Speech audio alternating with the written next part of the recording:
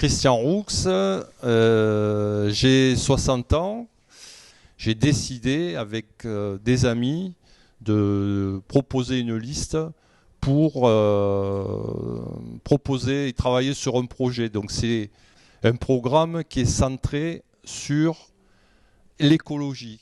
L'idée véritablement c'est de proposer et de faire en sorte que les Bagnolais se sentent bien dans leur ville. Bonjour Christian Roux. Bonjour. Merci d'avoir accepté d'être face à Objectif Gare. Vous êtes donc sur une liste, sur une liste soutenue par le Parti Socialiste, une liste de gauche qui s'appelle Convergence Citoyenne. Alors, je me permets de rectifier. Effectivement, c'est une liste qui s'appelle Convergence Citoyenne, qui est composée d'environ 70 personnes qui sont issus de la société civile. C'est la première question que j'allais vous poser, puisque la première question c'était de savoir sur l'échiquier politique, où c'est que vous vous situez. Voilà, donc expliquez-nous-le. Nous sommes une liste de gauche composée de 70% de citoyens et 30% de gens encartés et soutenus. Donc cette liste est soutenue à la fois par le Parti Socialiste, le Parti Radical de Gauche, Europe Écologie Les Verts, Génération Écologie.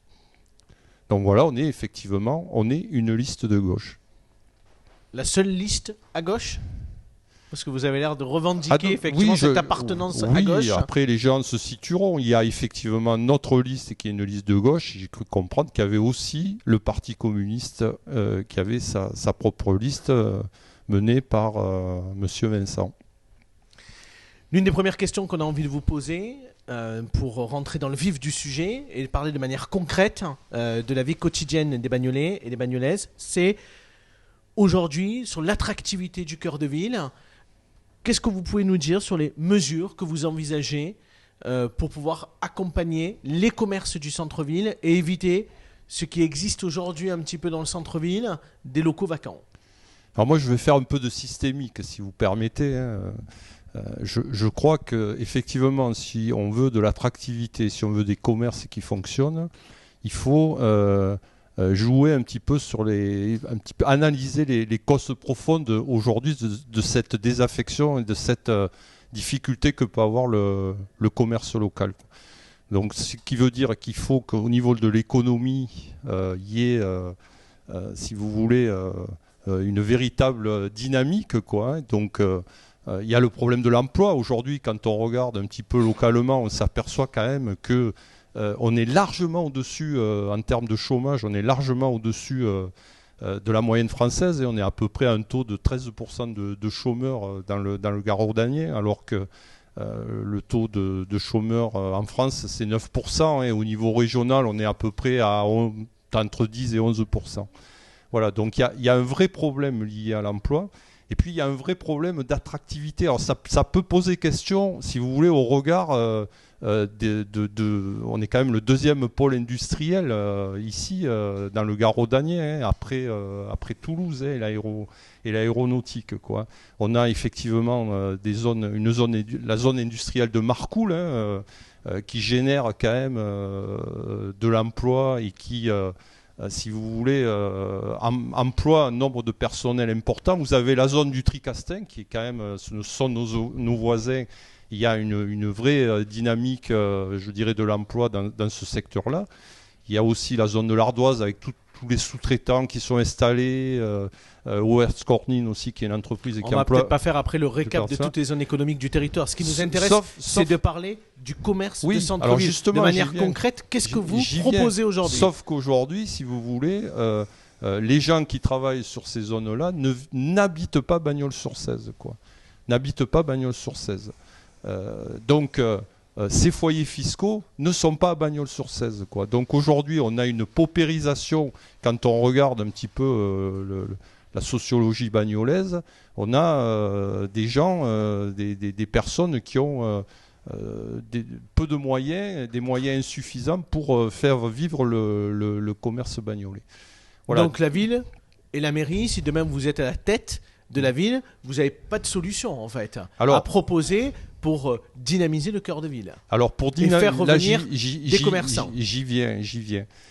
Aujourd'hui, on a, si vous voulez, quand on regarde un petit peu de la manière dont est composée la ville, on a des quartiers, on a des zones commerciales qui sont à l'extérieur de la ville. On est plutôt dans une démarche d'étalement de la cité, quoi. Et donc nous, notre volonté, effectivement, c'est de recentrer la population au cœur de ville. Donc je pense qu'avec les bailleurs sociaux, il va falloir très rapidement trouver des solutions pour détruire les barres d'HLM, pour reconstruire de l'habitat et créer une mixité sociale au cœur de Bagnols-sur-Cèze. C'est un des leviers pour pouvoir redynamiser, si vous voulez, le commerce en centre-ville, quoi. Donc je pense qu'on peut tout à fait attirer si vous voulez, les grandes marques qui... je pense à H&M, je pense à Jules, etc. Je pense que ces enseignes-là, il faut les faire venir sur Bagnols-sur-Cèze et les installer au cœur de la ville. Un des leviers aussi qui me semble important, c'est que quand la municipalité, je pense que la municipalité doit utiliser, si vous voulez, le moyen d'acheter des baux pour pouvoir, si vous voulez, orienter le commerce et accompagner le commerçant, si vous voulez, en jouant sur la fiscalité, par exemple, pour justement les inciter à ouvrir les enseignes et à s'installer sur le centre-ville. On va passer à l'environnement. Je voulais savoir, quelle était votre mesure phare sur l'environnement ? Une mesure que vous sortiriez du programme que vous portez. Alors Bagnols est une ville d'eau, quoi, hein, donc moi je le dis très franchement, très rapidement, si nous sommes élus, nous allons, et donc là on est poussé aussi par je dirais nos militants écologistes, je pense à Repos Écologie Les Verts, qui nous poussent justement à faire une étude pour remettre de l'eau, je dirais un canal par exemple sur le boulevard Lacombe. De plus, on a des fontaines, il faut créer des îlots de fraîcheur, hein. Les températures à venir vont s'élever, on va avoir des étés de plus en plus difficiles. Il faut véritablement créer des îlots de fraîcheur. Je m'engage aussi à rénover une place chaque année. Il y a de nombreuses places aujourd'hui qui sont désaffectées ou qui sont laissées à l'abandon. Je m'engage à planter des arbres, à mettre de la verdure et à mettre de l'eau sur toutes ces places qui demandent à être rénovées. Au niveau sécurité, qui est aussi une thématique très importante au niveau municipal, est-ce que vous diriez que Bagnols est une ville sûre ? Alors, quand on va au contact de la population, il y a ce sentiment d'insécurité, quoi. Il y a aussi, il y a quand même une problématique d'incivilité, quoi. Il suffit d'écouter les gens, il suffit de se balader dans la rue le soir, par exemple, sur la place de la mairie, vous questionnez les commerçants, il y a des incivilités. Donc là, il y a un travail à faire, il me semble-t-il, énorme. À mon avis, il faut créer et il faut mettre en place, si vous voulez, une police municipale la nuit, hein, avec des médiateurs. Je pense que la médiation, c'est à mon sens, est très très important. C'est pas avec des tasers, en équipant les policiers de tasers, que vous allez régler le problème. Il y a le problème de l'emploi, hein, qui, à mon sens, est une vraie problématique, est un vrai facteur d'intégration et je dirais, d'insertion des jeunes pour éviter qu'il y ait derrière, je dirais, des incivilités, etc. Donc il y a plusieurs, si vous voulez, niveaux sur lesquels il faut travailler pour améliorer la sécurité sur la ville de Bagnols-sur-Cèze.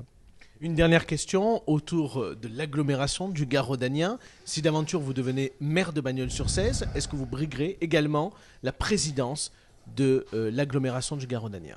Je pense que le sujet n'est pas là, quoi. Briguer, pas briguer. Franchement, je pense qu'avec le boulot qu'il y a sur la ville de Bagnols-sur-Cèze, je pense que c'est pas important de se mettre en avant par rapport, je dirais, à ce poste de l'agglomération. Est-ce que c'est se mettre en avant ou c'est vous offrir l'opportunité aussi de flécher économiquement Mais on va, des projets pour le territoire de Bagnoles. Bagnols-sur-Cèze aura toute sa place et se donnera les moyens de pouvoir justement orienter la politique du territoire, quoi. C'est incontestable, c'est indéniable et c'est absolument indispensable, quoi. Parce que Bagnoles ne pourra, si vous voulez, redémarrer, repartir de l'avant qu'à travers une vraie politique du développement économique, du développement du tourisme.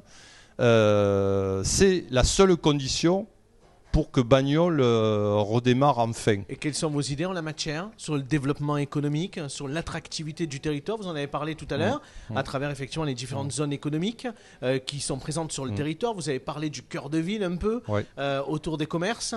Mais finalement, qu'est-ce que vous allez impulser, vous, à la présidence du Garaudagnan, ou en tout cas à travers la présence des élus? Qu'il vous reste 8% dans l'investissement au niveau du budget de l'agglo, 8% pour pouvoir investir, travailler sur le développement économique, c'est pas suffisant. Il va falloir se donner de nouvelles marges de manœuvre et je crois que il faut aussi aller se vendre. Si on veut attirer l'entreprise, on est dans une région quand même assez extraordinaire en termes de, je dirais, de climat, en termes de tourisme, en termes d'infrastructures. Je veux dire, on a le Rhône, on a l'axe Lyon, Montpellier, Marseille. Donc, il suffit pas de grand-chose, quoi. Et moi, je veux faire un vrai marketing territorial.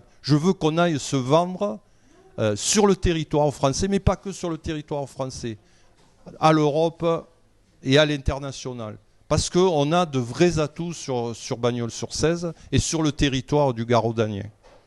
Merci beaucoup d'avoir accepté d'être face à Objectif Gare. Christian Roux, quel est le nom officiel de l'école qu'on surnomme des Estousilles? Moi, je dirais l'école des Estousilles qui se trouve derrière le cinéma, le long de la route qui va sur Pont-Saint-Esprit. Pour un socialiste, c'est un nom chargé de beaucoup de symboles. Massé? Non, c'est pas Massé, pas celle-là, Massé. Non, vous avez trouvé géographiquement la bonne, c'est l'école Jean Jaurès. Ouais, j'ai toujours nommé cette école-là l'école des Estousilles. Oui. Comme beaucoup de lieux dans Bagnoles, elle a deux noms. La place Jean Jaurès, elle est plus haute. J'aurais pas dit Jean Jaurès. Et enfin, dernière petite question. Où se trouve la Poulagière et la place Tamalou? Alors, la rue de la Poulagière, alors, ce qui est assez marrant, c'est que depuis que je suis sur Bagnoles, on m'a toujours dit il faut que tu passes à la rue Poulagière. Donc c'est la rue Fernand Crémieux qui débouche effectivement sur la petite place Bertin-Boissin. Et puis par abus de langage, dans le landerneau politique, on l'appelle la place Tamalou. C'est ça? C'est bien ça. Merci Christian Roux.